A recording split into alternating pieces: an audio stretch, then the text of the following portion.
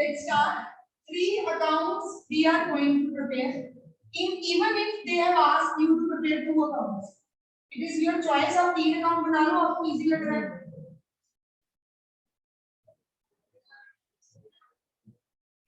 Machinery का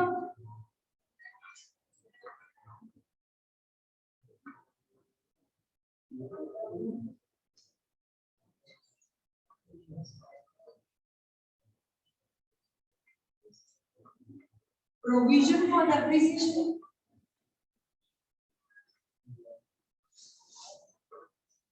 And the third one is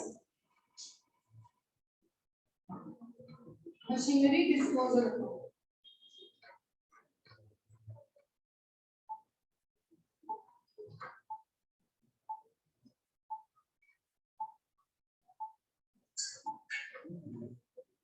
ठीक है जी. Now please take out your book.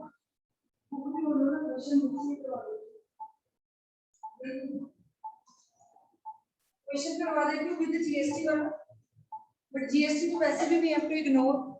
Even if it is there in the question, we have to ignore GST. ठीक है.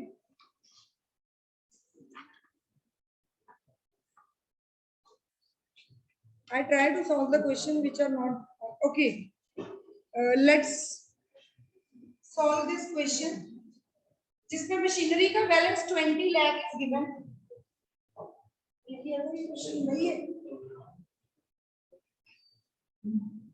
Machinery का balance 5 lakh is given.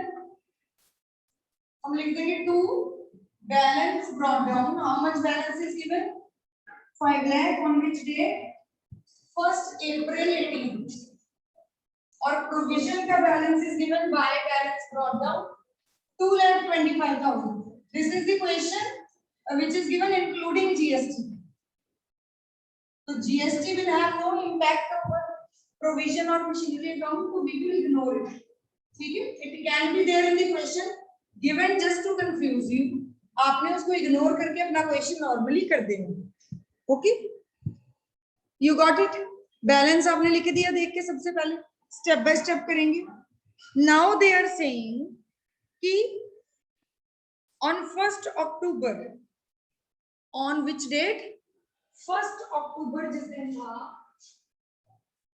1st October 2018. On 1st October 2018 हमने एक machinery cell कर दी. जो machinery हमने cell करी बेटे वो कब खरीदी थी? 1 जुलाई 2015 को खरीदी थी. 1 जुलाई 2015 को हमने मशीनरी बाय की थी और वो मशीनरी आज हमने सेल कर दी है. बाय हमने कितने अमाउंट में करी थी? कितना अमाउंट था उसका बाय करने का? 1 लाख. और वो हमने सेल कितने में कर दी? 42,000. Rate of depreciation is 10%. You got this question? All of you? यही क्वेश्चन है ना बेटे? यही है. अब क्वेश्चन में सबसे पहले देखो हमने सबसे पहला स्टेप क्या था? बैलेंस लिखा. इसका भी बैलेंस लिखा और रफ में हम वर्किंग नोट भी आ गए कि 1 जुलाई 2015 को एक मशीन एक लाख की थी. वही सेम मशीन 1 अक्टूबर 2018 को हमने 42,000 की सेल कर दी. तो we are suppose to calculate इसकी डेप्रिसिएशन आज तक कितनी लग चुकी है. How we will calculate? हमने यहां से लेके यहां तक का टाइम पीरियड निकाल लो. कितना टाइम पीरियड आ रहा है? 1 जुलाई से लेके अक्टूबर 2018 तक. जुलाई से जुलाई लेके चले पहले 15 जुलाई से 16 जुलाई 1 ईयर, 16 जुलाई से 17 जुलाई 2 ईयर, 17 जुलाई से 18 जुलाई 3 ईयर्स. तो 3 ईयर्स हो गए. जुलाई से अक्टूबर, जुलाई अगस्त सितंबर 3 मंथ. तो 3 ईयर्स एंड 3 मंथ हमारा टाइम पीरियड बन गया. कितना टाइम पीरियड बन गया? 3 ईयर्स एंड 3 मंथ. सबको क्लियर है कैसे बना? क्लियर है? टाइम पीरियड 15 से 18 वैसे 3 साल हमें दिख ही रहे हैं. तो जुलाई से अक्टूबर 3 मंथ हो गए ऊपर. तो 3 ईयर्स एंड 3 मंथ. डेप्रिसिएशन निकालनी है. 1 लाख की डेप्रिसिएशन कितनी होगी? 10%. 10% 10,000. into 3 years कितना हो गया 30,000 एक डेप्रिसिएशन होगी और 3 महीने की और निकालनी है तो 10,000 डेप्रिसिएशन into 3 मंथ कितनी आ गई 2500 यही आई ना टोटल डेप्रिसिएशन हमारी कितनी आ गई 32,500 is the total depreciation of this machinery. अब क्लियर है ये यहां तक कोई डाउट अब इस अमाउंट को यहाँ लिखना है मशीनरी डिस्पोजल में यही लिखते हैं ना यहाँ देखो जो मशीनरी हमने सेल कर दी हाउ वी विल राइट सबसे पहले हम यहाँ लिख देंगे कि बाय मशीनरी डिस्पोजल अकाउंट हमारी 1 लाख रुपए की मशीनरी चलेगी पहले हम ये लिख देंगे टोटल अमाउंट 1 लाख की मशीनरी चलेगी डेट क्या थी 1 अक्टूबर मशीनरी डिस्पोजल अकाउंट में लिखेंगे 1 अक्टूबर टू मशीनरी अकाउंट अमाउंट कितना है टोटल 1 लाख की machine now this account is basically prepared to show the bifurcation of this amount bifurcation में 3 चीजें होती हैं बाय क्या क्या होता है एक तो डेप्रिसिएशन उसको मैं लिखूंगी प्रोविजन फॉर डेप्रिसिएशन दूसरा बैंक अकाउंट जिसमें मैं लिखती हूँ सेल कितने की हुई और तीसरा आई will right profit and loss account loss done depreciation already पता चल चुकी है कितनी है 32500 सेल वैल्यू ऑलरेडी पता चल चुकी है कितनी है 42,000 तो लॉस निकल जाएगा यस और नो निकल ही जाएगा माइनस करके 1 लाख में से माइनस कर 32 42 भी हो गया 74,500 तो 15,500 नो सॉरी 25,500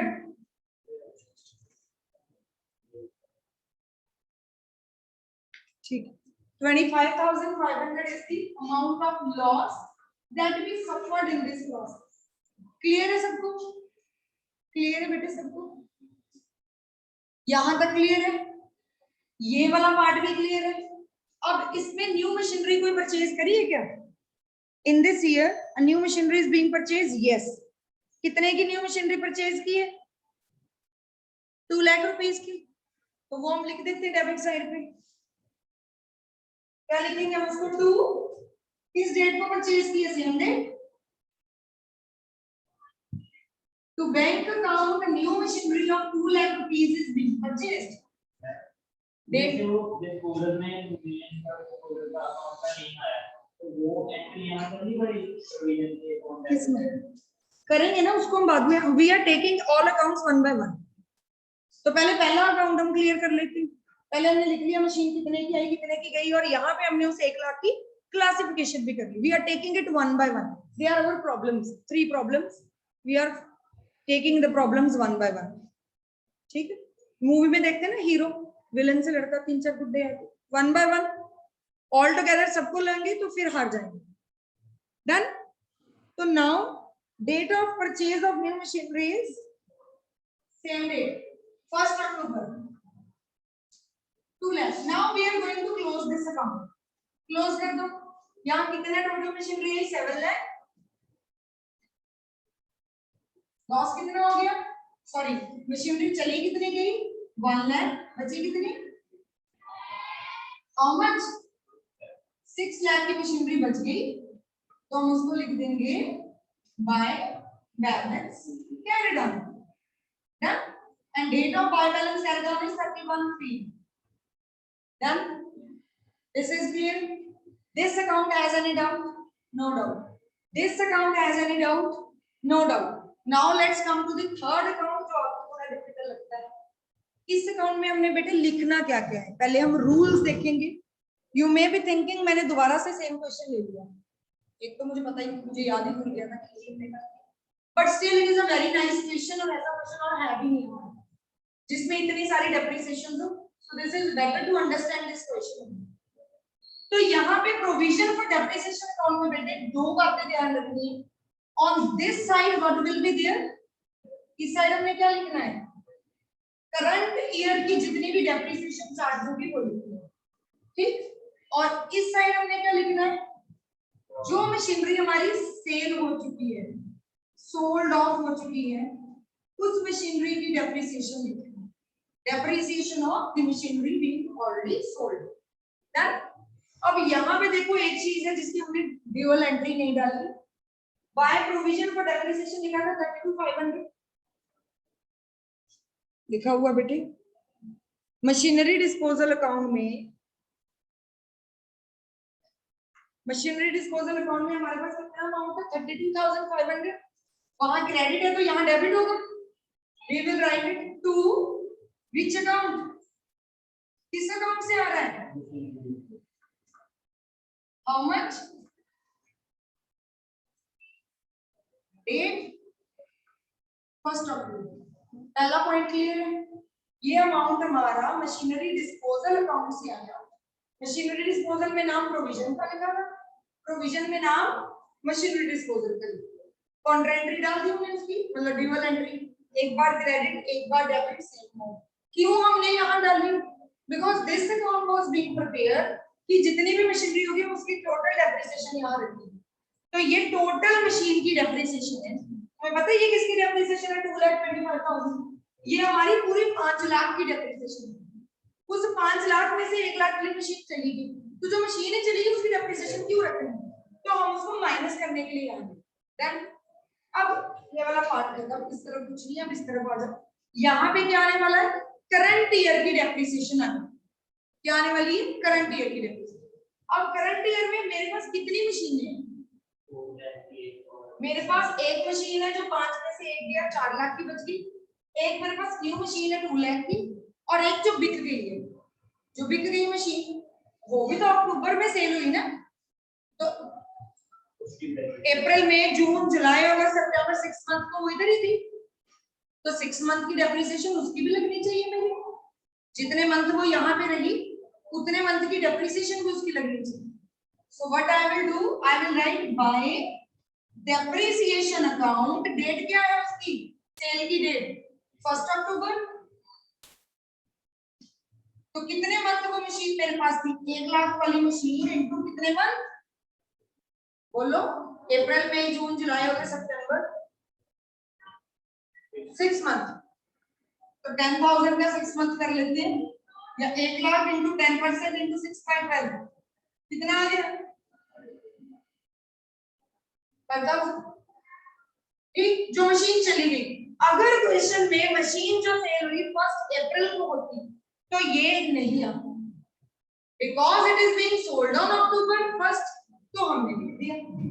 बाकी जो बच गई 2 मशीन, एक 4 लाख वाली मशीन बच गई, 1 लाख चला गया, और एक न्यू मशीन, दोनों की सेपरेट लिख देते हैं 31 मार्च को बाय डेप्रिसिएशन अकाउंट, पहली मशीन कितने की है 4 लाख, 10% कितना आ गया, यहीं लिख देते नो प्रॉब्लम, 40,000, एक मशीन का 40,000 आ गया, दूसरी मशीन 2 लाख की, 2 लाख वाली मशीन मेरे पास कितने महीने रहेगी, वही अक्टूबर में थी तो अक्टूबर से लेके मार्च तक 6 मंथ, उसके 6 मंथ निकालो, कितना आ गया, कितना 10,000, टोटल कर लो जी, how much is the total amount. अब मैंने ये क्लासिफिकेशन इसीलिए लिख दी ताकि तुम्हारी कंफ्यूजन थोड़ी कम हो जाए, जब हमारे पास डिटेल है तो फिर गलती के चांसेस कम है। 3 तरह की डेप्रिसिएशन लिखी, एक डेप्रिसिएशन अक्टूबर में लिखी जब गई मशीन 6 मंथ की जो चलेगी उसकी, जो बच गई 4 लाख की फुल ईयर की, जो 2 लाख की 6 मंथ, टोटल करिए how much is the total amount 50 555 और 257 और 2075, सॉरी 2,25,000, 2,25,000, 2,30,000, 2,80,000, 2,80,000 is the total, और इस साइड 32,500 माइनस कर दें, कितना आया 2,80,000 minus 32, 247,500, so 247,500 is the answer. Done.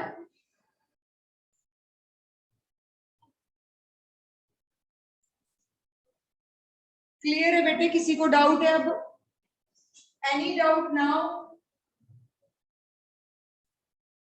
इसको हम लिख देंगे to balance carry down. Date क्या लिखेंगे? 31 मार्च। तो ये स्टेप बाय स्टेप हमने लेना है, one account after the other. पहले मशीनरी अकाउंट क्लियर करो, फिर मशीनरी डिस्पोजल करो, इसका बैलेंस वहां पे डालो, और बाकी सिर्फ एक ही पॉइंट ट्रिकी है। ये ट्रिकी पॉइंट एक ही है पूरे क्वेश्चन में, जिसमें हमको यहाँ डेप्रिसिएशन निकालनी करनी होगी। वी हैव टू सी कौन सी मशीन कितने मंथ्स हमारे पास, उसके अकॉर्डिंगली यहाँ। अच्छा, डन? क्लियर है सबको? अब एक क्वेश्चन करेंगे खुद से। Okay, I am giving you one question, start solving it. Let's see आपको आता है कि नहीं। Yes, disposal account means machinery is being disposed means कबाड़ में हमने दे दी, खत्म कर दी, कंडम कर दी। Now we are going to buy a new one. इससे ऊपर वाला क्वेश्चन है ना आपका, वो कर लीजिए।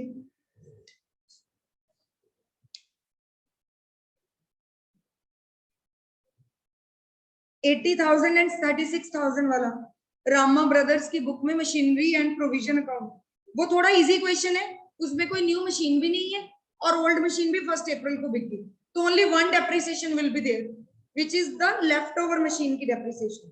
Question number 14, following balances appear in the books of Rama Brothers. Machinery account 80,000, provision account 36,000. Start solving. But in our book we don't have those questions. We don't have those questions in the book. How come is it possible? Let's start.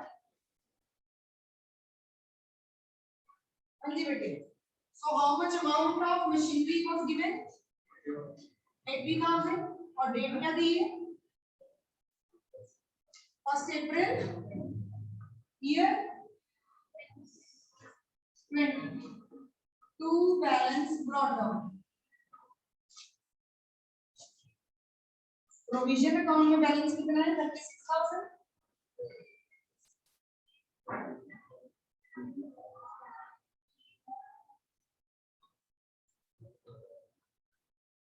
First April 2020 by balance brought down हमें उन्होंने दे दिया। ठीक है जी, done.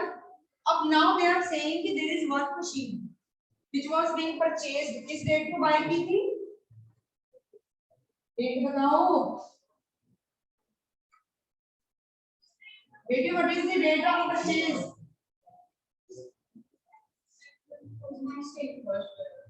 First April 2016। तो now what is the date? 1 अप्रैल 2020 को वो सेल कर रहे हैं। तो कितने इयर्स हो गए इन बिटवीन? 4 इयर्स हो गए। कितने की बाय की थी? 16,000 की मशीनरी हमने बाय कर ली थी। सेल करनी है, कितने की सेल कर दी? 8700 की सेल कर दी। How many years are in between there? 4 years. 4 years की डेप्रिसिएशन कितनी होगी? 6,400 आ गई एक ईयर की, 1,600 आ गई 1 ईयर की, 4 इयर्स की आ गई 6,400। तो लिख देते हैं यहाँ पे। सबसे पहले लिखेंगे 1 अप्रैल टू मशीनरी अकाउंट। कितने की मशीन है? 16,000 की मशीन है। On the same day by, 3 चीजें हमें लिखनी है। एक हमने लिखनी है by depreciation, provision for depreciation,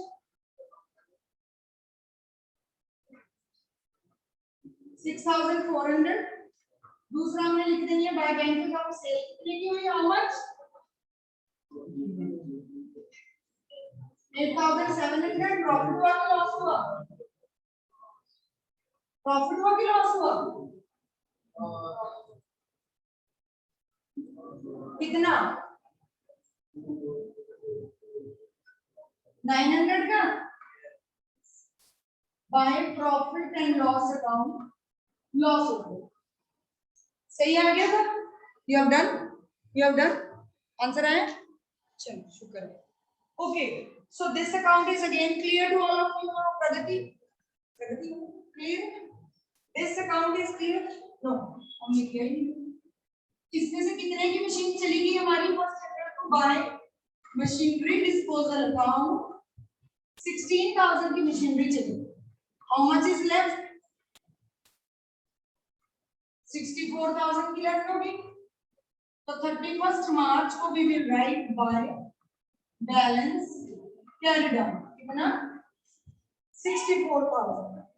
अब यहाँ पे हमने क्या लिखना होता है प्रोविजन में? सबसे पहले हमने कॉन्ट्रा एंट्री ऑपोजिट है वो डालनी है। ये वाला डेप्रिसिएशन का 6,400 हमने उठा के कहां पे लेके जाना है? इस तरफ 6,400 और नाम क्या लिखेंगे हम?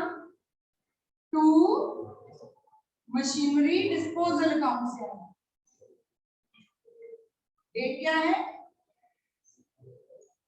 1 अप्रैल। ठीक है जी।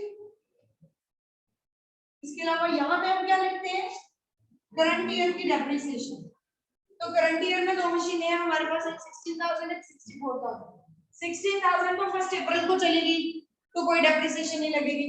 ये जो मशीन है वो पूरा साल हमारे पास नहीं, तो फुल ईयर की depreciation we will calculate by depreciation account. How much? 64,000 का तो 64 ऑलरेडी आ गया, लिख लो चाहे यहाँ 64,000 into 10%। टोटल करो,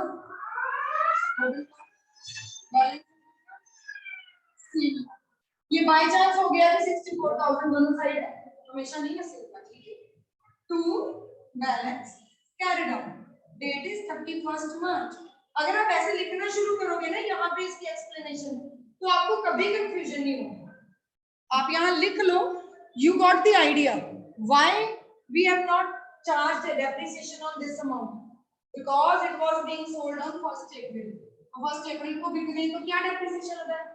Why we have charged depreciation on this? Because it was with us for the whole year। पूरा साल हमारे पास नहीं, लगा दी पूरे साल की depreciation। ठीक है जी, क्लियर सबको? सबने सही किया था? You did it right? ये साफ? चलिए ठीक है बेटे, thank you very much. Now I hope this chapter is clear to you. Rest it is up to you how much practice you give to this topic. आपके concept उतने clear होते जाएंगे, प्रैक्टिस इज रिक्वायर्ड। ठीक है, thank you very much.